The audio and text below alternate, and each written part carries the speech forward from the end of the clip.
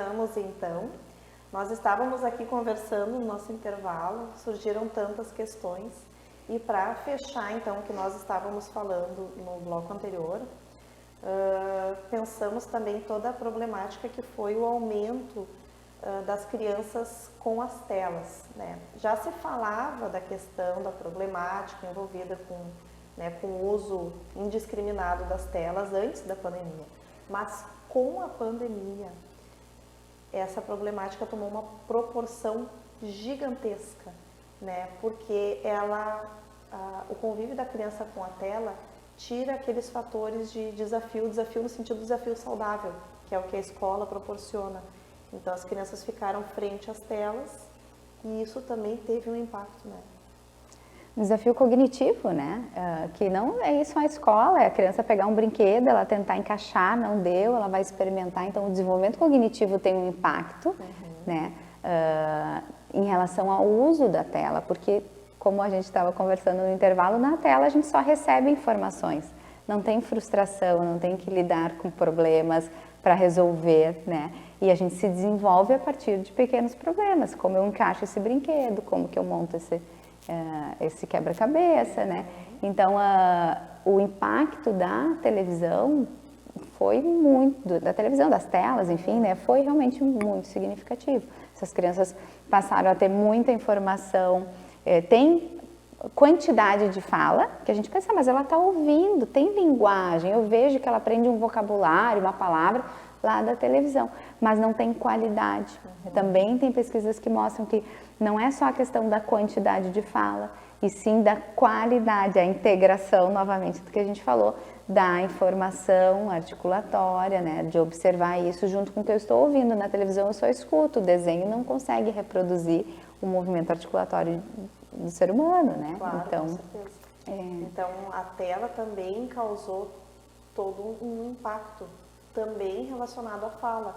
Há outros aspectos também, né, até comportamentais, que a gente estava comentando, mas quanto à fala também houve um impacto, né, porque a tela, como tu disseste, o desenho não consegue reproduzir os nossos movimentos, né, reais de fala, e também a criança ouve e não precisa retornar, não precisa responder nada a ninguém.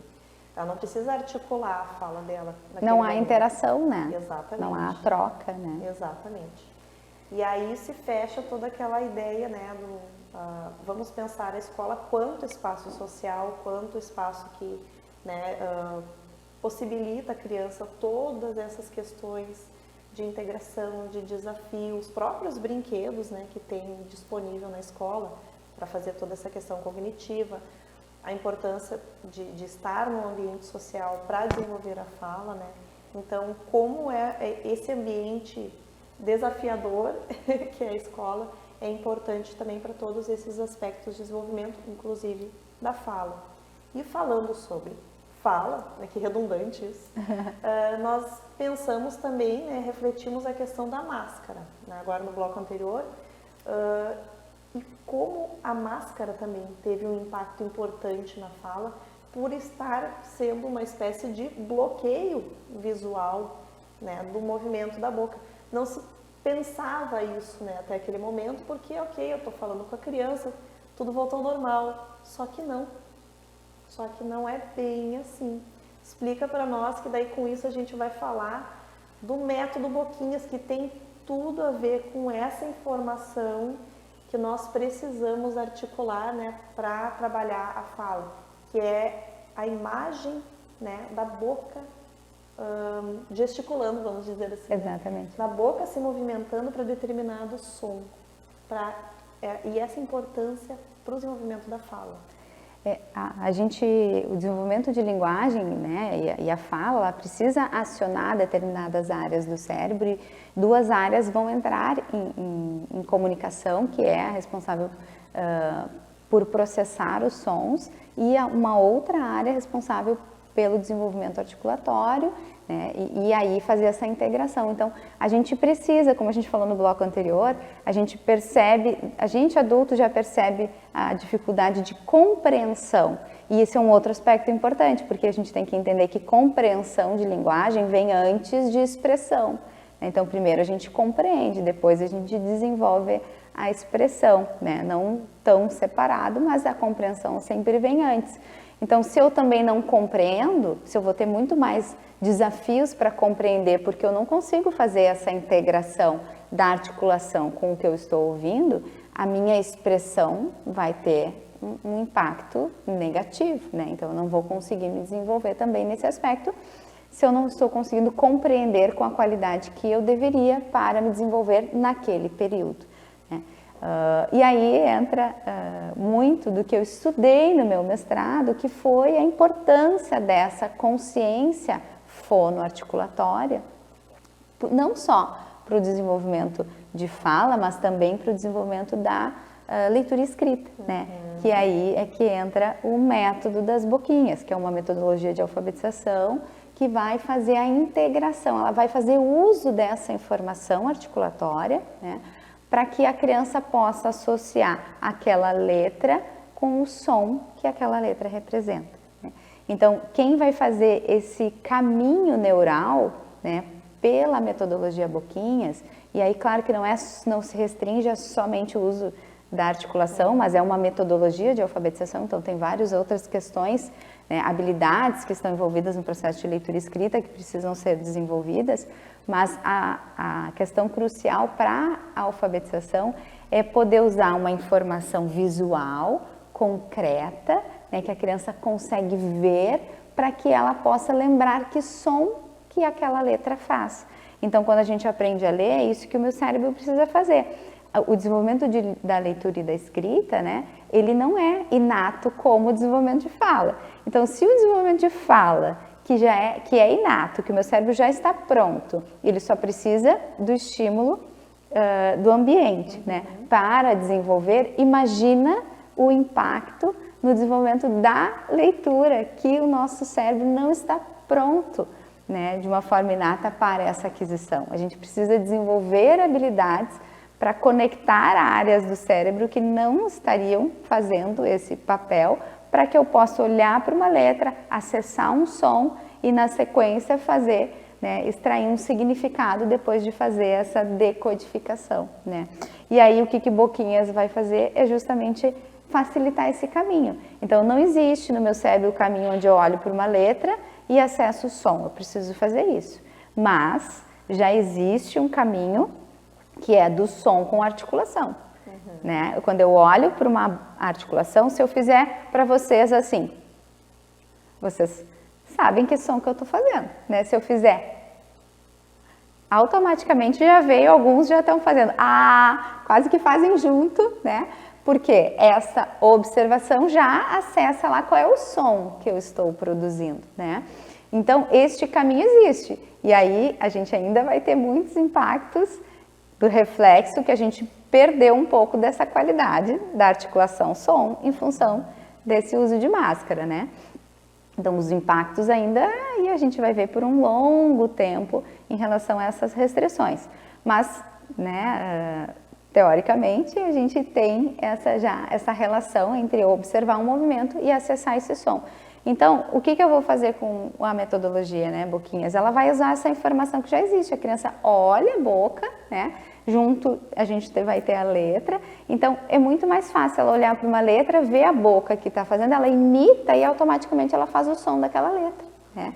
E isso vai favorecer essa associação letra-som, para que ela consiga automatizar, decodificar e fazer a leitura e depois fazer a escrita. Então, eu acho que estou aqui hoje, né, por ser encantada com o método das Boquinhas e ver o quanto que essa metodologia favorece o desenvolvimento da alfabetização de uma forma fácil e rápida, né, seja para crianças que não têm dificuldades, como para crianças com dificuldades. E agora, vindo de uma pandemia, cada vez mais a gente tem que pensar em estratégias efetivas para a alfabetização, né? Então, também já tem dados mostrando aí que antes da pandemia, a gente tinha um índice aí de 20% de crianças de 6 e 7 anos que não estavam alfabetizadas. Esse número aumentou para 40%. 40% das crianças entre 6 e 7 anos hoje não estão alfabetizadas. Nossa, E aí se pensa todo o envolvimento de todos esses aspectos que a gente vem tratando inclusive a máscara, né? Se pensa toda a questão do ensino remoto, né? A gente focou assim, que o ensino remoto que causou todo esse reflexo, mas todas as outras questões que estão envolvidas no ensino remoto e no retorno presencial com os protocolos, né? Então não foi só a questão do remoto, mas também o retorno, que foi importante, que nem nós falávamos, para algumas coisas, porque se retornou com alguns estímulos, mas outras coisas ainda ficaram defasadas, vamos dizer assim. E ainda estão. E ainda estão, porque ainda estamos com alguns protocolos, ainda algumas coisas seguem e nós ainda, na verdade, estamos percebendo, né, onde que foi o furo e tentando recobrar, tentando consertar, vamos dizer assim, né, o que ficou e o que precisa ser revisto. Então, pensando agora, nós estávamos falando da educação infantil, mas passando então para o momento seguinte, que seria ali os primeiros 3 anos do ensino fundamental, né, que é onde foca a alfabetização, pensa que lá também há um impacto. Diferente da que a demanda da educação infantil se viu mais a questão, né, fonológica, se viu mais a questão da fala, e lá com os maiorzinhos que estão falando, se vê a questão da alfabetização. Porque a máscara também impossibilitou essas conexões do movimento da boca, porque as profs que alfabetizam, a gente faz aquele movimento de família silábica do M, né? Como é que faz o sonzinho? O M sozinho, o M com a, ma, e a gente enfatiza, faz o movimento grande, né? Com o movimento labial, né? Para a criança associar essas questões, né? De como fala, qual é o som e então qual é a letra, qual é a sílaba, para seguir todo o processo. E até nesse aspecto. Sim. Como isso influenciou? E aí vou pegar um gancho, assim, pensando que o nosso público, né, não é só de profissionais, mas são de pais.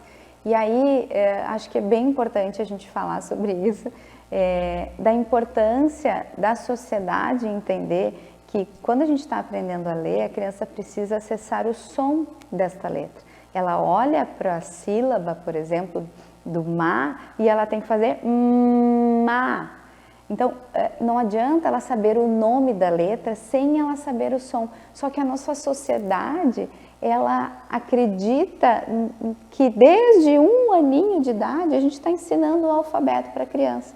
E aí quando ela vai aprender a ler, ela olha para a letra e ela diz M.